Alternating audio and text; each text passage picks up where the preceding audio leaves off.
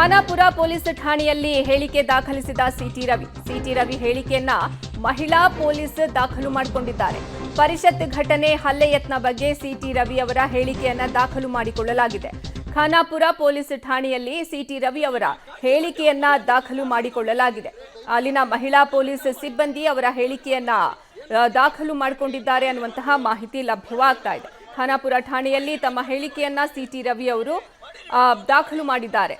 ಸದ್ಯ ಈಗ ಸಿಟಿ ರವಿ ಅವರನ್ನ ಅರೆಸ್ಟ್ ಮಾಡಲಾಗಿದೆ. ಅವರನ್ನ ಮತ್ತೆ ಬೆಳಗಾವಿಯತ್ತ ಕರೆದುಕೊಂಡು ಹೋಗುವಂತಹ ಕೆಲಸ ಆಗ್ತಾ ಇದೆ. ಬೆಳಗಾವಿ ಕೋರ್ಟ್ಗೆ ಅವರನ್ನ ಹಾಜರುಪಡಿಸುವ ಸಾಧ್ಯತೆ ಇದೆ. ಇನ್ನು ಖಾನಾಪುರ ಠಾಣೆಯಲ್ಲಿ ಅವರು ತಮ್ಮ ಹೇಳಿಕೆಯನ್ನ ದಾಖಲಿಸಿದ್ದಾರೆ.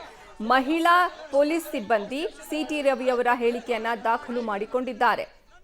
ಬೆಂಗಳೂರಿಗೆ ಕರೆತರುವ ಮಾರ್ಗದಲ್ಲಿ ದಿಢೀರ್ ಬದಲಾವಣೆ ಆಗತ್ತೆ. ಈಗ ಬೆಳಗಾವಿಗೆ ಮತ್ತೆ ಅವರನ್ನ ಕರ್ಕೊಂಡು ಹೋಗ್ತಿದ್ದಾರೆ. ಹೀಗಾಗಿ ಬೆಳಗಾವಿ ಕೋರ್ಟ್ನಲ್ಲಿ ಸಿಟಿ ರವಿ ಅವರನ್ನ ಹಾಜರುಪಡಿಸುವಂತಹ ಸಾಧ್ಯತೆ ಇದೆ ಅನ್ನುವಂತಹ ಮಾಹಿತಿ ಲಭ್ಯವಾಗ್ತಾ ಇದೆ.